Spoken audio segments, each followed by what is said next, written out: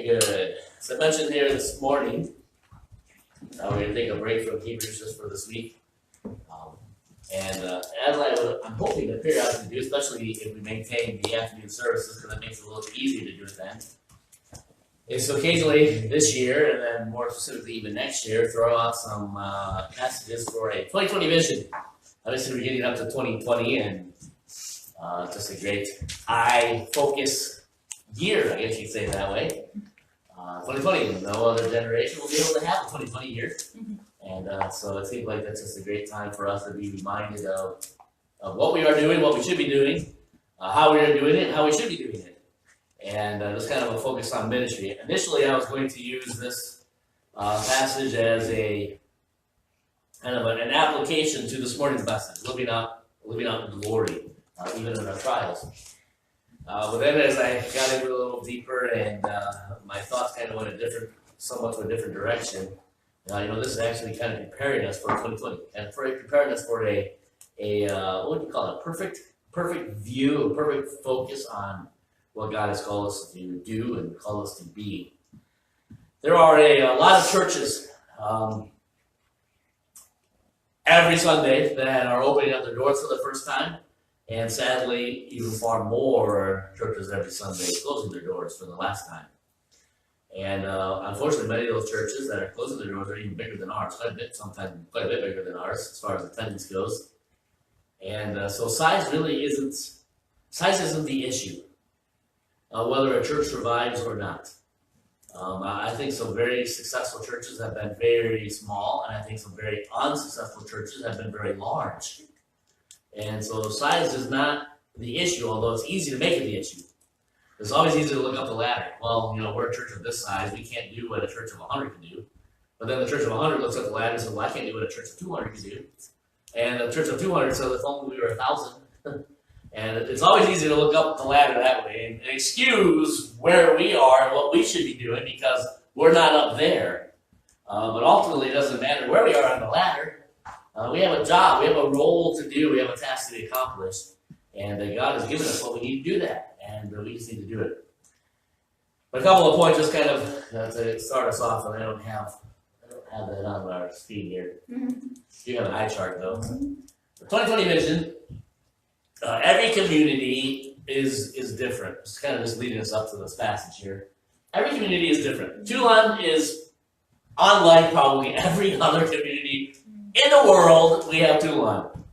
And I'm saddened by the direction at times that Tulane seems to be going. I'm not talking politics, but as far as the nature, the crime rate, and all of that. It is something certainly to discuss at some other point, but things are definitely not going as well as they have. Just in the 17 years now that we've been. In fact, 17 years tomorrow we moved into the parsonage. 17 years now that we've been in Tulane. Things have been going downhill, which is sad to say because the very first week here in Tulane, there was a triple homicide. So that's hard to say we're going downhill from that. But it certainly seems to be getting worse. And I think that we need to be aware that every community is different.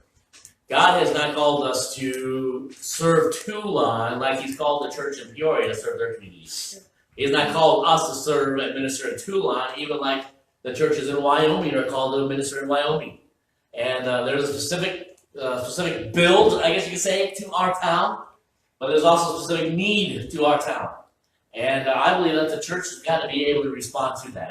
Every community is different. And while the assembling of ourselves this time together, I think this gets blurred at times as well. This time together, this is an assembling of ourselves together. That assembling is among those who are saved. So the church needs to have its function for our services. This is among us to get recharged, to get recommitted, refocused, whatever word you want to be saying. And certainly we're not keeping the unsaved out. That's not our objective there. But our objectives in our worship service, as far as I can see the Word of God, is to excite and to direct those that have been called out and assembled together. But that being said, our objective as the children of God is not just to assemble together. Our objective is to then go out And as we go out, we have to realize that there's differences in our communities as we reach out, as we minister, as we have opportunities to evangelize, opportunities to impact, opportunities to even meet needs if that's an opportunity. That every community is different, but I think we need to know our community. We need to be engaged in our community, and I hope that's kind of an example that I'm trying to set. But we all need to do that. And regardless of what town we are in, if we are a child of God, we should be engaged in our communities. And every community is different. But as well, not only is every community different, but every church is different. And I think that's another good reminder as we think 2020, you get literally the year next year, as the Lord tarries, but as well, this is a reminder of our focus. Every church is going to be different. There are 4 churches in Tulane. There's another one in West Jersey, which is technically kind of still the Tulane area, and then one in, I just lost it. What is that over there? Elmira. Still kind of the Tulane jurisdiction. And so technically there's 6 churches in this vicinity that every one of them is different. And some of them are very more different than others. More different. But again, we have to understand who it is that we are, who it is that we have among us who have come out on Sundays, gathered together, called out from among them, gathered, assembled together. But among us, our church is going to be different than any other church. I can say it this way, I even having been here 17 years. Our church this year is different than it's been other years. And just to keep in mind, who is here, what are our abilities, what are our means, and to be able to understand that a church, regardless of our size, never has an excuse to say, that doesn't apply to us.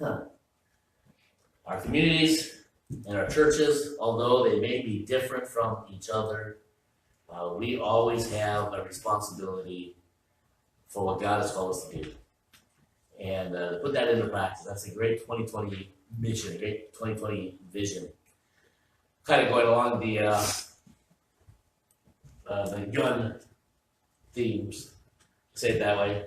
You gotta need to bring up Mrs. Deere again, but it was a blessing to be at their church because I talked to the pastor, he's all about guns, and talked to Austin, he's all about guns, and I felt like the guy who knew very little in that church.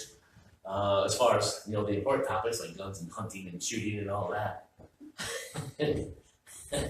I won't embarrass myself with the question that I asked the pastor and how he explained it to me, but I will just say I definitely was not as well rehearsed as others are in that regard. Every church is different. Every church is different. But if we go to, since those guys aren't in this church service, and hopefully they're not listening because they'll be commenting and telling me everything I'm saying wrong. But among hunters, among rifles, among shotguns, there is definitely a vast array of differences. And my 2 boys both have rifles. Rifles that would be on the list of thou shalt not have if you talk to politicians today. But rifles that they have both bought themselves and enjoy using. I have a shotgun. They have to point, or they have to aim and shoot. I just have to point in the general direction and shoot. And so it works out better for me. But I know that they bought scopes for their rifles, and they tried to sight them in at the range down the road there. And there are interesting things about sighting in a gun, sighting in a rifle specifically. Interesting to me that you can sight it in, obviously this makes sense, but you sight it in at say 50 yards, and then you use that same, without any adjustments, you use that same scope, same rifle at say 100 yards, and you're off. Dead center at 50, way off at 100. Worked well in one spot, didn't work well there. But what is crazy is because of the fall of the projectile, you haven't sighted perfectly at 50 yards, you go to 100 yards, you're going to always aim low. You hit low, I should say that. If you make no other adjustments, put the sight right on the dead center target, you're going to wind up hitting below the target because of the fall. You go over, say at the range there, Fort Defiance, very odd name for a gun range, but Fort Defiance. You go from the 25 yard or 50 yard to 100 yard, you're short. You go from the 50 yard to the 25 yard, and you're always be high. Because your sight is focused set on the 50, 25, now you're shooting higher. Obviously, the whole goal is to know how you adjust that. I think there's a lot of times in a church that we set our sights on the wrong thing, and that puts us off on all the others. If I can make it make sense that way. Our answer is not to be a shotgun result. We don't just splatter spray everything, but we need to have our sights set on the right target so that everything else comes into play the right way. If we begin wrong, everything else is going to be off. And so with that said, we want to go to Romans chapter 12. But as you're turning there, I know you know probably most of the chapter. But as you're turning there, if I could just ask one kind of a question. What would be a strong point of our church? Ultimately, I bet it would be the same could be said of all small churches. What is an advantage of a small church? What are some of the strong points of a small church? Personal connection. Personal connection. I'd say that's key. I think there's some larger churches that wish they could have the family units that small churches have. I think there's a lot of large churches, though, that are large because they don't want to have a family unit as well. Because people are going there because they don't want that accountability. But a small church many times has a very strong family unit. I would say we'd agree. Now, there's not too many families involved in our church, so by default, we are a family unit because we are all families. But nonetheless, there's often a very closeness. And it can easily be said then when one hurts, we all hurt, when one rejoices, we all rejoice. We acknowledge, we know that when something's different, when something's going awry, and it becomes obvious that we can't hide. You all can't hide, I can't hide. And that's just the makings of a small church. But what I find intriguing about that answer, and a lot of times that becomes the treasured, what can I say, the treasure of a small church. That becomes the focus.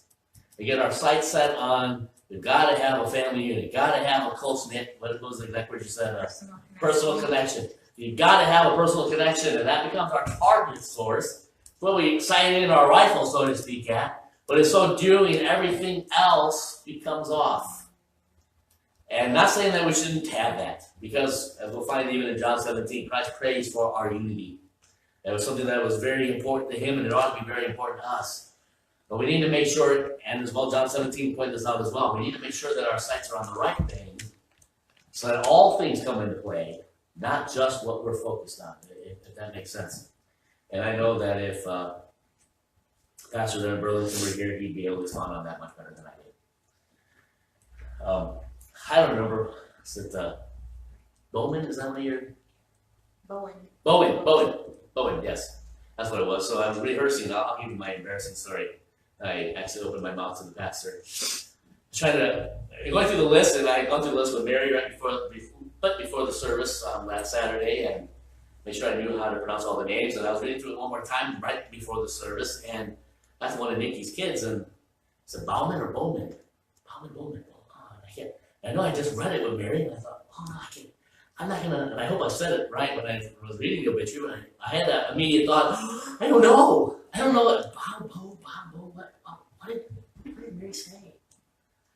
So I went over to the pastor and I said, I know this is a funny question, and of all people, it would be Nikki's kid, but of Nikki's, how do you say this? How do you say his name? And he just looks at me. He literally rolled his eyes at me. If you were a hunter, you would know all of their kids are hunting names. Oh. And he's a great guy. He was a casting judge. He was a great guy. He was goofing around with me, but kind of like a Brent Savinsky kind of. Well, if you would know. Don't know as much as I thought I did. But then it all made sense. It all made sense then. But anyway, I'm sure if he were here, he'd be rolling his eyes again at me and correcting my statements there. We want to look at Romans chapter 12, and I think we want to put our targets on the right spot. As we move forward, the first two verses of Romans chapter 12, we know. I trust we know. If you were in Awana, I think these are some of the memory verses. Surely, all of us are aware of these verses. I beseech you, therefore. The therefore, when you see the word therefore, you know what it's there for. Paul, in this letter to wrote this letter, here the first 11 chapters are all deep in doctrine. You want a good study on doctrine, you read the first 11 chapters of Romans. And it talks about sin, it talks about justification, it talks about reconciliation, it talks about the atonement of Christ. It's all the aspects of doctrine, all rooted in the reality of what Christ has done for us. And so all of that, pretty much every aspect of doctrine is found in the 11 chapters of Romans. We begin chapter 12, and Paul transitions basically into, in essence, saying, because of this doctrine, here's how you want to live. And so this is the very first chapter of the application of 11 chapters of some pretty heavy details in regards to Bible doctrine. Now we come to the practical aspect of it. I beseech you, therefore, because of all that we just discussed, brethren, by the mercies of God, here's where it all begins. Here's where our sights ought to be set first. That you present your bodies as a living sacrifice, holy, acceptable unto God, which is your reasonable service. And be not conformed to this world, but be transformed by the renewing of your mind, that you may prove what is that good and acceptable and perfect will of God. I'm going to call this first one, I already have it on the screen there, our hearts before God. This is where our first target ought to be, our hearts before our God. Have I offered my body as a living sacrifice to my God? Have I offered all that I am as a living sacrifice to my God? And Paul kind of explains it a little greater detail in verse 2. It's certainly not an exhaustive discussion, but to this extent in verse 2, he makes it very clear. If I find myself becoming conformed to the world, I have not offered my body as a living sacrifice. If I am not transforming the way that I think, I have not offered my body as a living sacrifice. I am not offering who I am to my God. In other words, as soon as I begin to say, well, nobody else is doing this, kind of was already mentioned in the testimony time about ethics. Well, nobody else puts the ethics bar that high, so why should I? Well, if we're finding ourselves where we're satisfied with the status quo of the world, then we're not truly offering ourselves to our God, are we? If I'm focused on conformity is easy. I'm just fitting in. I don't have to struggle. I don't have to, what my wife's testimony was of not conforming.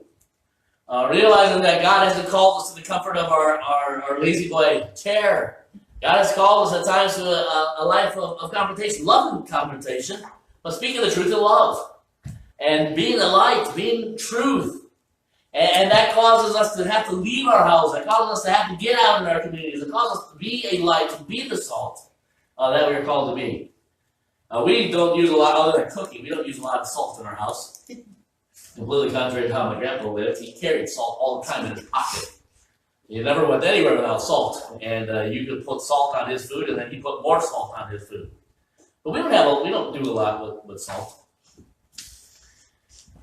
But, the truth is salt doesn't do a lot of good in the cupboard. Salt's got to get mingled with the food to actually make a difference. And the same thing happens to us. If we're just becoming conformed to the world, if we're just, and I know that's probably a bad illustration there because it may just fall apart in this very next statement, but if we're just trying to fit in, then we're not truly living a life that has been offering our bodies as a living sacrifice before God. We're just fitting in. Well, we need to stop just fitting in. We're not supposed to be so different that we're odd, I don't believe. But we are to be oddly different, if I can say it that way. As far as the world goes, the way we live ought to be so different than the way they live. My marriage should be so different than the marriages of my community. My children and how I raise and interact with my children should be so different than the way that the world does with theirs. A sad reminder, again, and it happens up pretty much every time we do something with the public school system, but it was a sad reminder as I had time to talk with one of the teachers on Friday night at school. My wife was doing some piano playing and piano judging, and the head of one of the people of the band, two houses over, she was talking to me during one of our breaks and said, just made a comment in passing how it's sad today that there's so many kids that go to school and have no parental support. Parents even care less. And you can see that she's literally like pulling her hair out. It just drove her crazy. How in the world are parents having kids and they can care less about them? They're not engaging in their lives. They're not helping them out. They're not investing in them. It's more of you're a problem. Let me get out of my way kind of a mentality. And it was frustrating to her. She was explaining that to me. And what am I supposed to do? Go start pounding on doors and knocking parents' heads together? Come on, people. But if we're just fitting in, conforming, we're missing it out. But our life should be such that we're how they are without Christ should be completely different than how we are with Christ. There should be evidence in every aspect of my life. I'm not conforming. I'm not doing status quo. I'm not just fitting in. My heart is rooted on my God. But then it also says there that we need to be transformed. The renewing of our minds, which means I got to be thinking differently. Not just acting differently, but thinking differently. And the reasonings, the objectives, the whys have to be different. There are a lot of unsaved people that are doing really nice things, really good things, really philanthropic things. Let me play it that way. They're very giving. They're very honorable in many ways. But many times the reasoning for that is self-centered. The reasoning for it is they want to live up to somebody else's expectation. They want to surpass somebody else's expectation. But we need to have a renewing of our minds by God's expectation. That we might be able to know what His will is. What His plan is. Funny again, going back to my ethics class, because it's webinar based, they ask questions and you have a chance to kind of like chat back with the teacher. And he made it clear at the beginning that every hour we have to check in with our name, or I'm just not here, so they know we were still there. And he made it clear you don't have to respond to every question I ask, but if you're interested, you may. And knowing that I really do not like ethics classes, because it just seems like a waste to me. Because as a Christian, I think to myself, it should not be something that the state makes me do. I would hope that they would think that as any child of God, not just me, any child of God should be able to be teachers of this class, not students in the class. But anyway, one of his first questions was, how would we define ethics? And he began to read some of the answers, and this is before I stalked him to know his background. I had the thought, which I did not answer at all, because people were already answering and it seemed to be all right. I wanted to write, ethics, a great definition of ethics would be not focusing on meeting and exceeding man's objectives, but God's. And I thought, I'm just going to answer, no, I'll just come. And he was already giving out what everybody else was. They were all Johnny on the spot giving their answers. And I didn't answer for that question. In fact, I didn't answer most of the questions. That ultimately should be it. I need to have a renewing of my mind, the way I think, that I'm not thinking in regards to their expectations against my expectations, against somebody else's expectations, about the church's expectations. I'm living such that I am renewing my mind, that I am focused on Him, His expectations for my life. How should my marriage be? I could care less how the neighbor's marriage is. What does God expect of mine? How should I be raising my kids? It doesn't matter what the other church people raise their kids. It doesn't matter how the lost neighbors raise their kids. What does God expect of me in raising my kids? And it doesn't matter how I interact at work. It's not about, well, how do others do that? Or how did the unsaved do that? Or how do other church members do that? And it should be a renewing of my mind that I consume with the very reality of what is God's will for my life in that area. And so our first objective has to be a heart before God. I know that in a small church, our target becomes that family unit. But our first objective has to be a heart before a holy God. Because if we don't do, again, 11 chapters of doctrine, what does it mean to be a sinner? What does it mean to have God's grace? What is the very essence of grace? All of that is discussed in 11 chapters. The very first application is, therefore, don't be like the world. Don't think like the world. Don't just fit in. Make a difference. Have your mind renewed. A new way of thinking that I'm set on God's way. That I might know what is that perfect, wonderful, amazing, infallible will of our God for my life right now, today, whatever area I'm living in.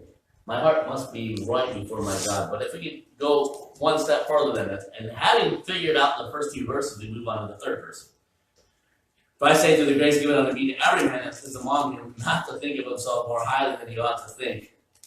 It just makes sense. It follows the flow. If I'm going to offer my body as a living sacrifice in regards to the way I act, I'm not conforming, and I'm changing the way I think, that should lend itself to, I'm not going to be thinking of myself more highly than I ought to think. It just makes sense. It goes from one to the next. But to think soberly, accordingly as God hath dwelt in every man the measure of faith. For as we have many members in one body, and all members have not the same office, the same responsibility, the same duty, so we being many are one body in Christ, and every one members one of another. Having then gifts differing according to the grace that is given to us, whether prophecy, let us prophesy according to the proportion of faith, or ministry. Let us wait on our ministry, or he that teacheth on teaching, or he that exhorteth on exhortation. He that giveth, let him do it with simplicity. He that ruleth with diligence. He that showeth mercy with cheerfulness.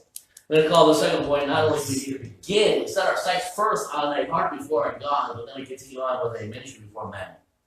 And here's where the ministry before men is. God has given every single one of us different gifts, and my objective is to put those gifts into practice. My life, God has gifted me in certain ways, and I need to make sure I'm putting that into practice in the lives of others. A ministry before men. My heart first before God, and I know you know this order, but it's a great 2020 vision. Remind us, getting our focus right. A heart before God lends itself then into a ministry before others. Or I should say not a ministry before men, but a ministry for men. Let's say it that way. Ministry for men. Ministry for others. That I am figuring out what it is that God has for me to do, and I'm doing it.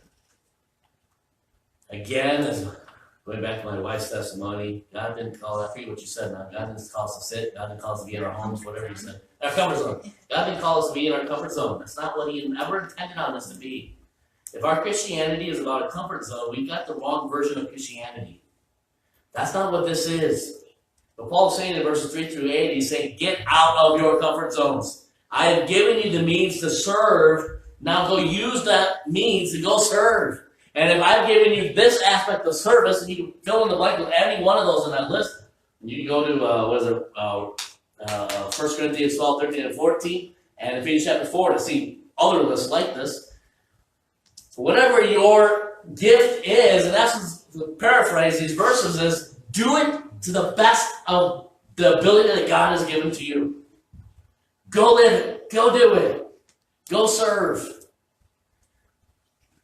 If you have the gift, prophesy to the greatest extent of the proportion of your faith.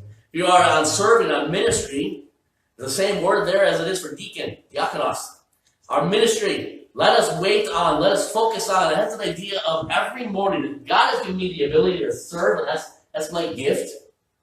And every morning you ought to be waking up with the longing to, how can I serve today? Who can I serve today? That should be our responsibility. I wake up in the morning, what can I do to serve today?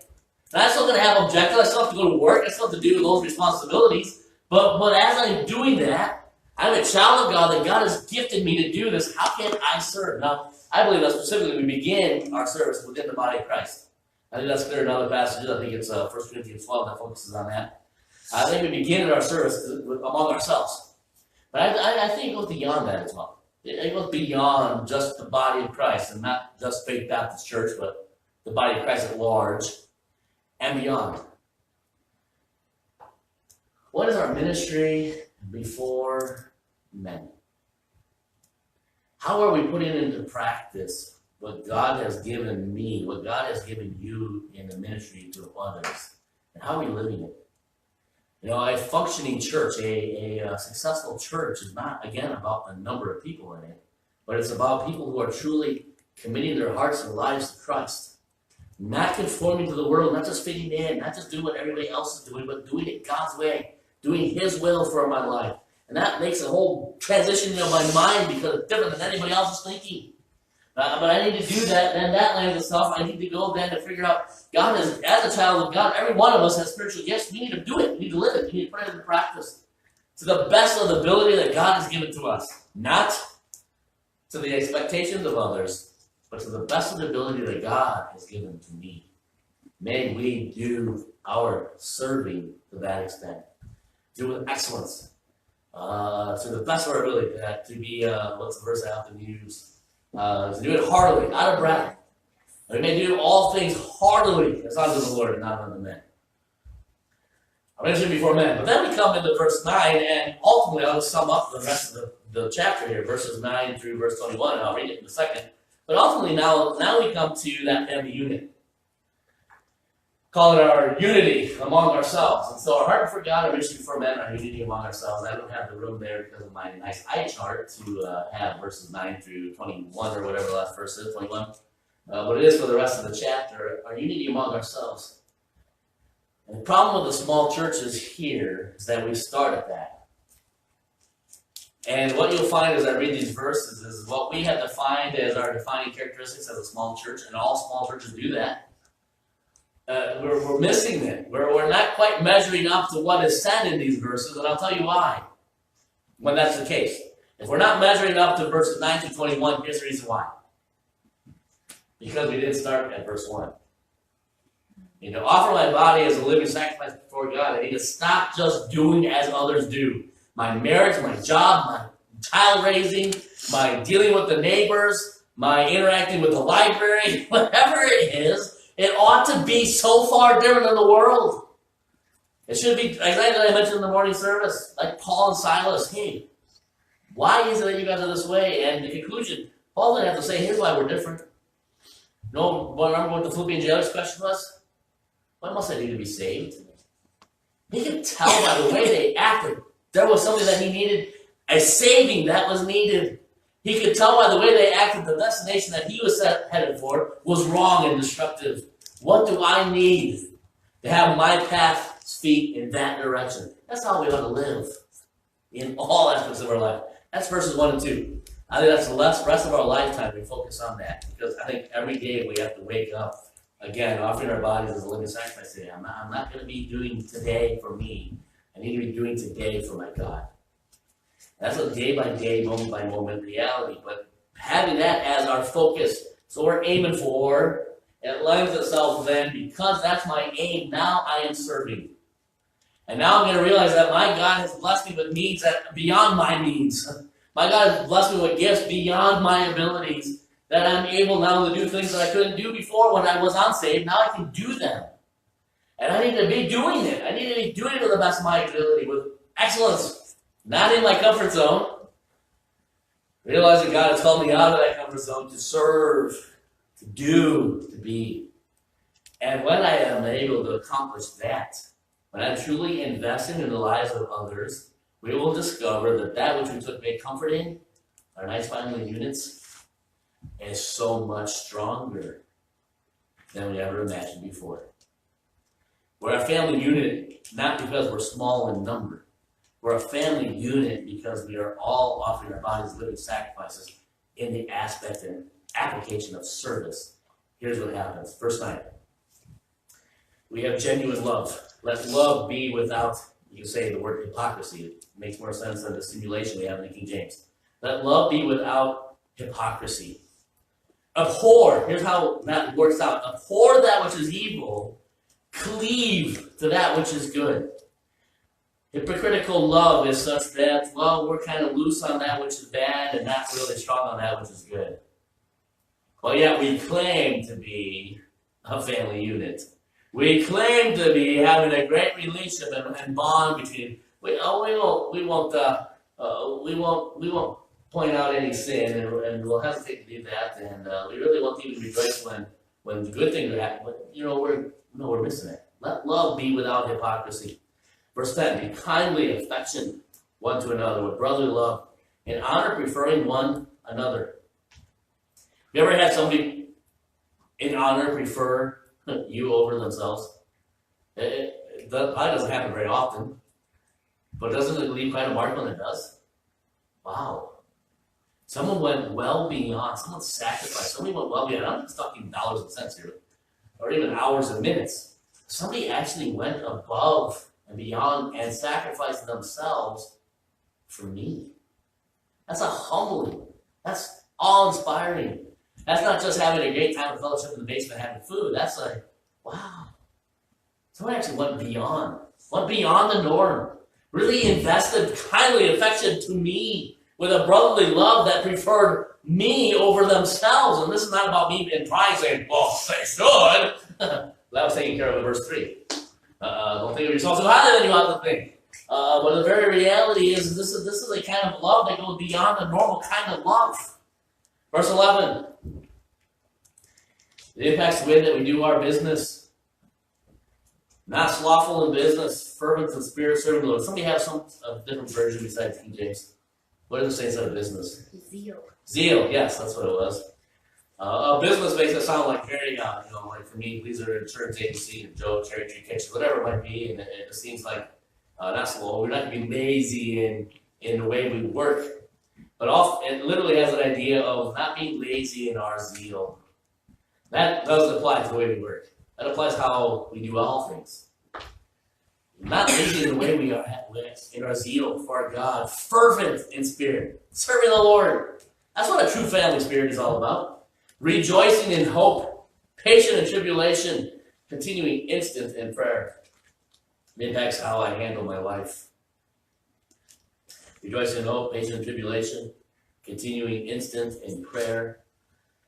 Distributing, here it impacts the way of my generosity, of my interaction with those in need, distributing to the necessity of saints, given to hospitality.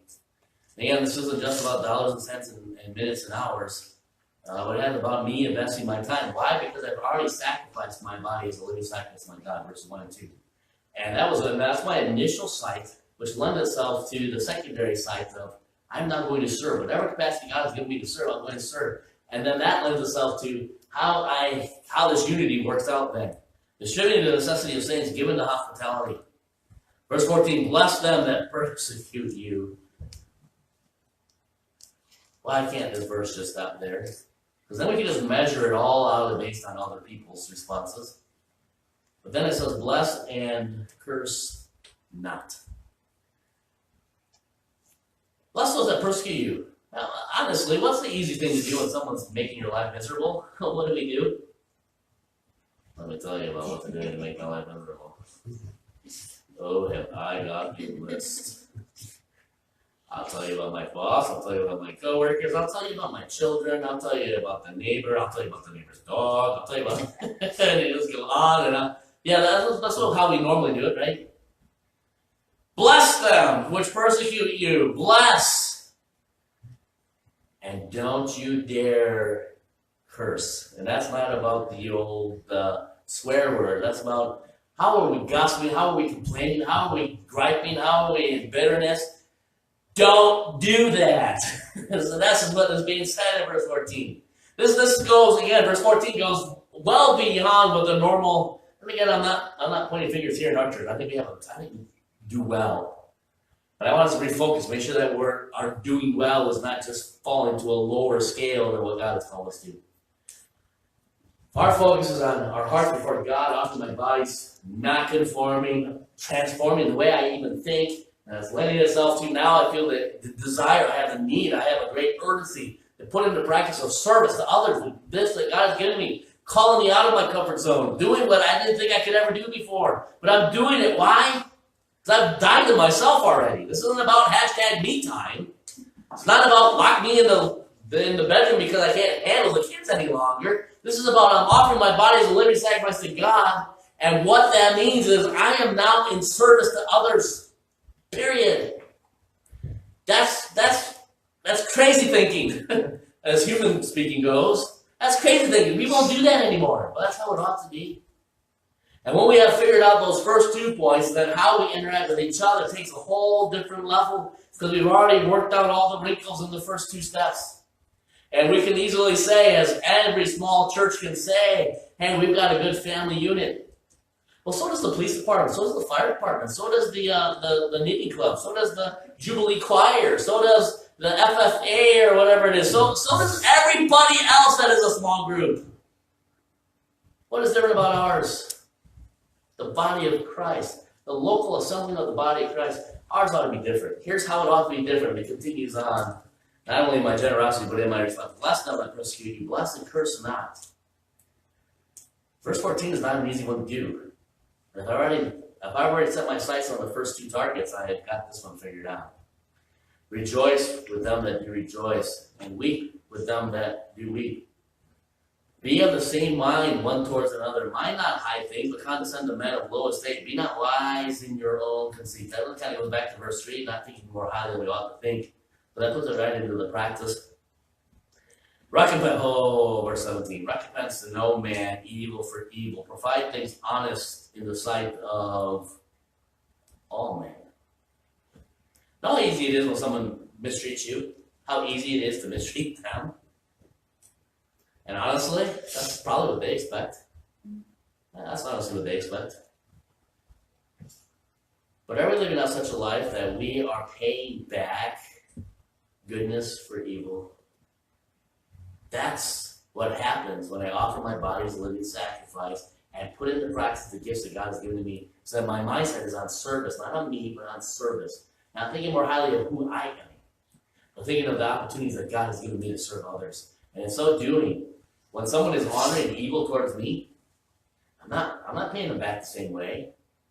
Verse 18, if it is possible, as much as lieth in you, live peaceably with all men. I know I've discussed that verse before, because we easily excuse that. Well, it's just not in my means. That guy, that lady, that whatever, that neighbor, that co-worker, they just are too much for me, and I just can't do it. That's not what that verse is saying. What that verse is saying is to the extent of your side of things. Because we aren't in control of the other side of things. As much as in our side of things, we must live peacefully with all men.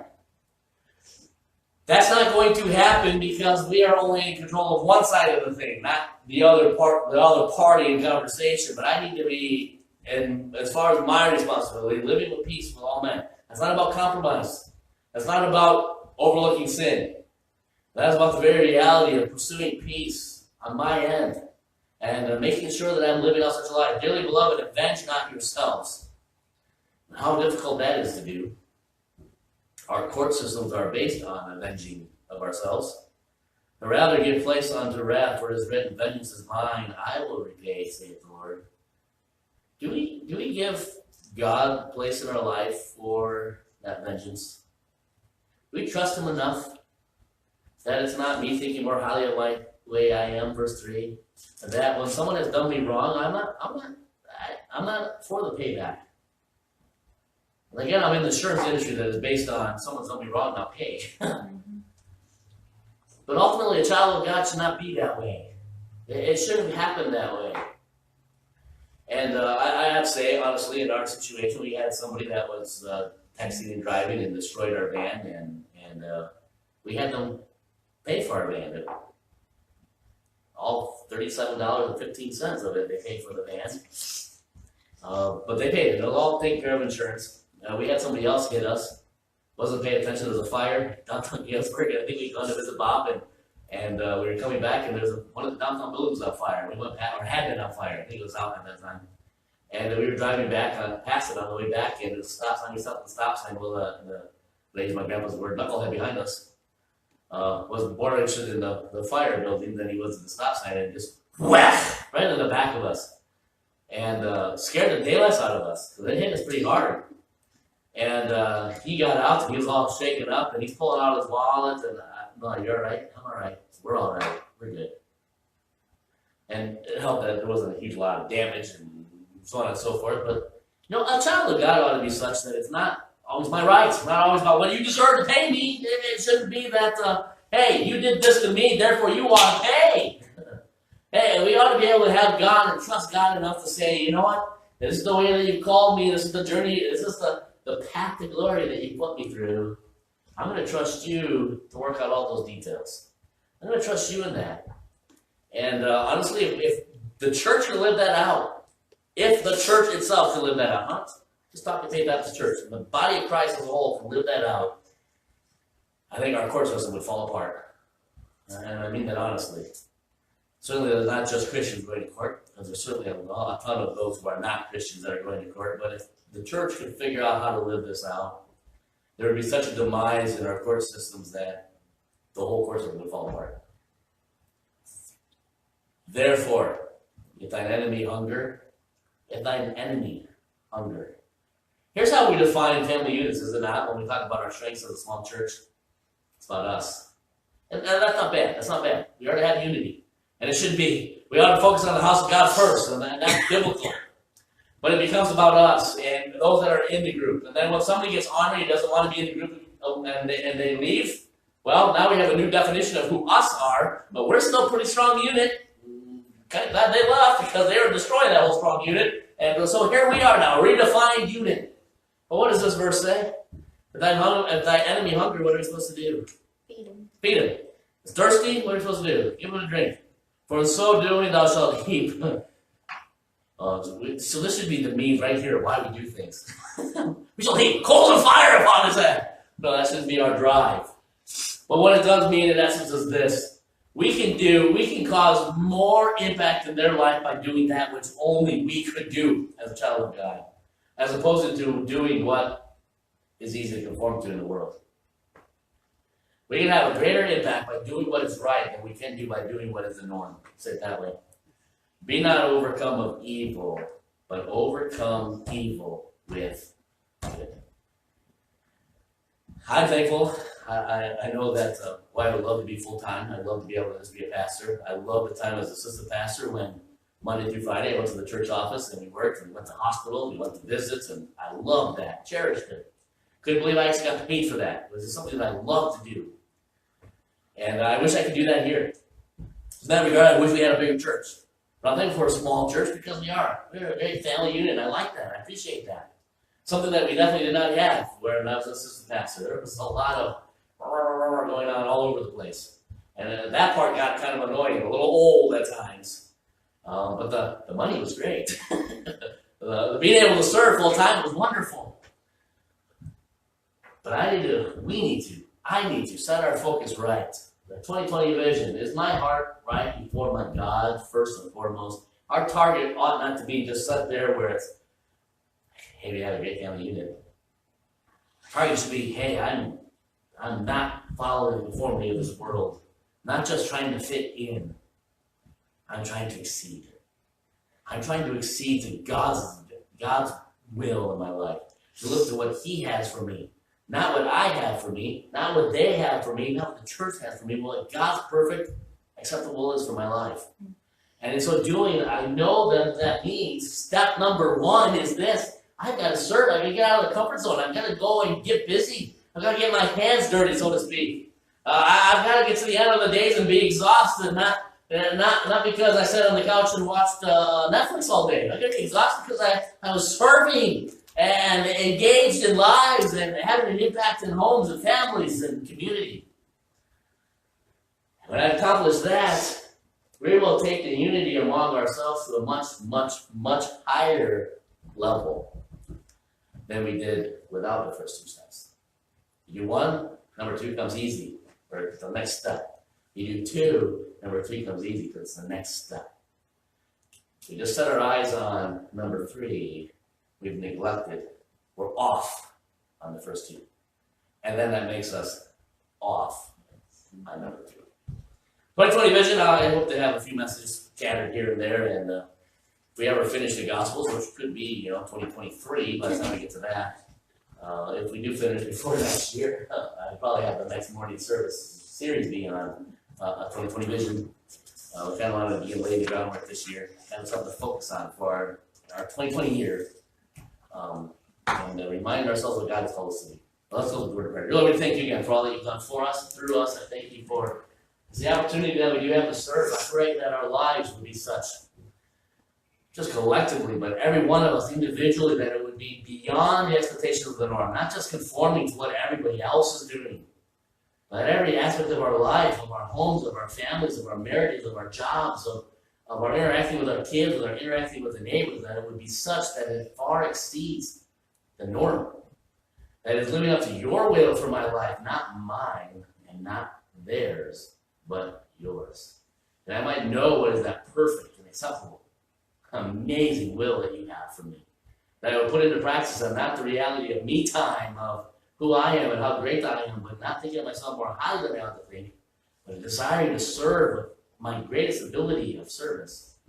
Whatever application that you have given me, getting out of my comfort zones, so that when we come to that aspect of unity, come to that aspect of that family unit, that it far exceeds what we would have been able to do when we skip the first two steps. And I pray that you'd use us, that you'd direct us, that you'd refocus us on that little eye chart there, where we ought to be setting our sights and doing it in the right order, and allowing you to do a mighty work in each of us individually, and bonding us collectively like we've never been bonded before. We thank you for that. In Jesus' name, amen. And we want to